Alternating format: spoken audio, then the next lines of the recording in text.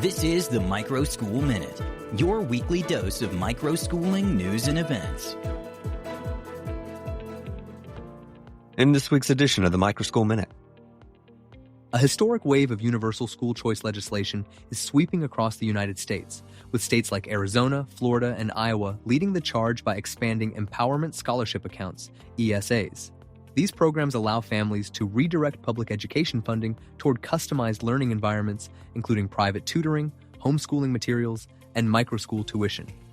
Proponents celebrate this shift as a victory for parental empowerment and educational freedom, noting that it lowers financial barriers for families seeking customized alternatives to traditional public systems. However, the rapid expansion of ESAs has triggered intense debate over state budgets and educational accountability. Critics warn that the uncapped nature of universal vouchers could drain critical resources from already underfunded public school districts while offering limited academic oversight. Despite these fiscal concerns, the legislation has successfully catalyzed a massive boom in the alternative education market, encouraging the creation of hundreds of new microschools designed to meet the diverse demands of newly empowered parents. As microschools continue to proliferate nationwide, founders are increasingly colliding with outdated local zoning laws and regulatory frameworks. Because most municipal codes do not recognize microschool as a distinct legal entity, operators are often forced to comply with rules designed for either massive private schools or commercial daycare centers. This regulatory mismatch has resulted in costly delays, unexpected facility upgrade mandates, and in some cases, forced closures of promising local learning hubs. In response to these operational bottlenecks, advocacy groups and lawmakers in several states are drafting new legislation to establish clear, scaled regulations specifically tailored to small-scale educational models. Proposed reforms aim to simplify safety requirements and occupancy permits for environments with fewer than 15 or 20 students. Successfully navigating these local and state-level regulatory hurdles remains one of the most critical factors determining the long-term sustainability and growth of the microschool movement. Widespread burnout, low pay, and administrative constraints in traditional public schools are driving a significant migration of educators into the alternative schooling space as teacherpreneurs. Seeking greater pedagogical autonomy and closer relationships with students, many veteran teachers are choosing to launch their own independent microschools. This transition allows educators to design their own curricula, set flexible schedules, and escape the standardized testing pressures that dominate conventional classrooms. Organizations like Prenda and KaiPod Learning are actively supporting this entrepreneurial shift by providing teachers with the business tools, liability coverage, and operational frameworks necessary to run a school.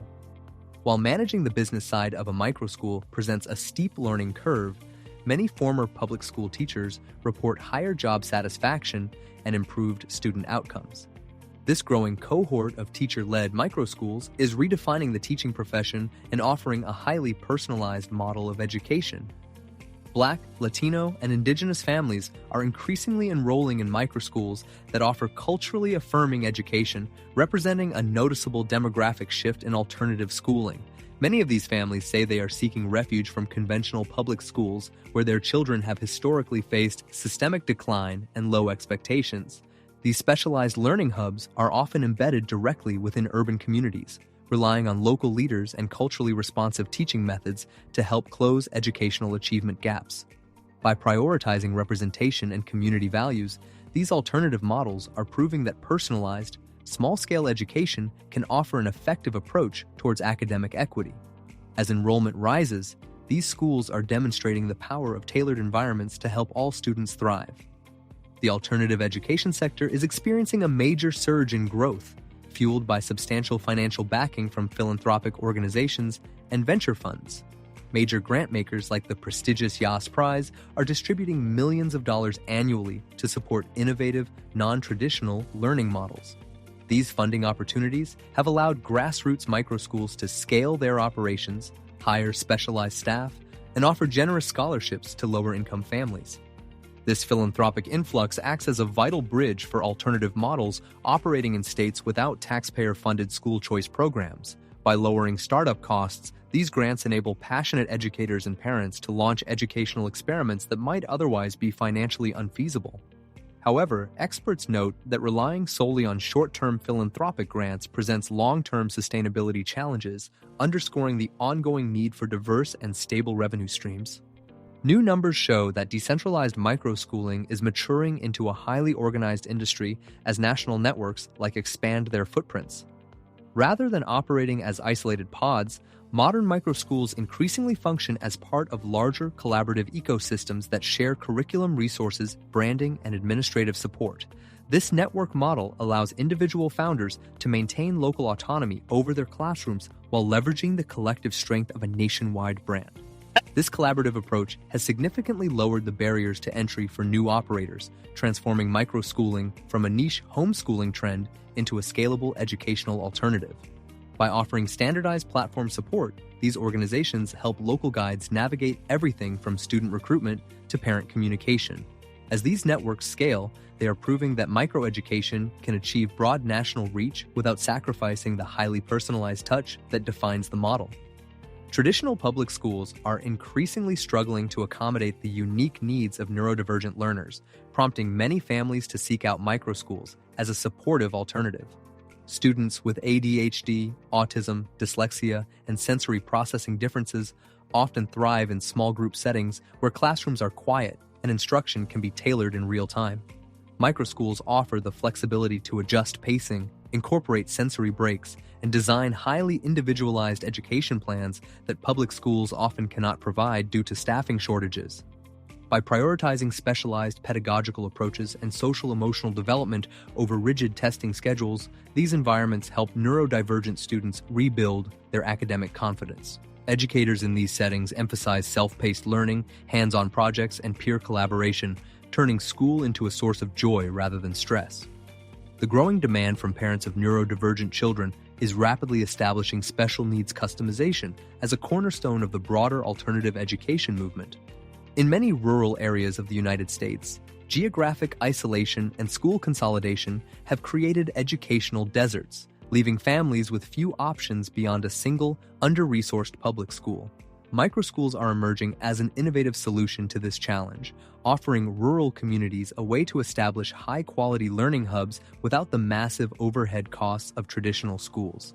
Often operating out of local community buildings, these small-scale models bring personalized, modern learning resources directly to underserved regions. By combining online curricula with in-person mentorship, rural microschools allow students to access advanced coursework and individualized instruction that their local school districts cannot afford to offer. This localized approach also helps keep young families in rural areas, preserving community stability and fostering local economic resilience. As digital infrastructure improves in remote regions, the rural microschool model is poised to play an increasingly vital role in bridging the educational opportunity gap. The intersection of public funding and alternative schooling has sparked a complex array of legal and constitutional battles across the country. Critics of school choice programs argue that allowing public funds to flow to private microschools, many of which have religious affiliations, violates the constitutional separation of church and state.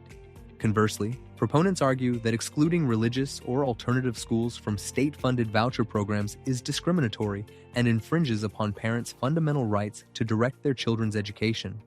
These high-stakes debates have reached state Supreme Courts and the U.S. Supreme Court, with recent rulings increasingly favoring parental choice and the inclusion of religious options in public funding schemes.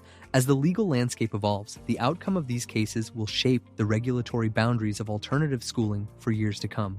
Policymakers on both sides are watching these battles closely, recognizing that court decisions will determine the financial and legal viability of alternative schooling networks nationwide. Securing affordable and appropriate real estate remains one of the most persistent operational hurdles for independent microschools, leading to a rise in creative community space partnerships. To overcome high commercial real estate costs, many microschool operators are partnering with local churches to share underutilized space. These mutually beneficial arrangements provide alternative schools with ready-made, safe learning environments while offering community organizations a steady source of rental income. Beyond solving the real estate puzzle, these shared space models integrate students directly into their local communities. As the microschool movement matures, these creative partnerships are proving to be a highly effective strategy for sustainable, low-overhead scaling.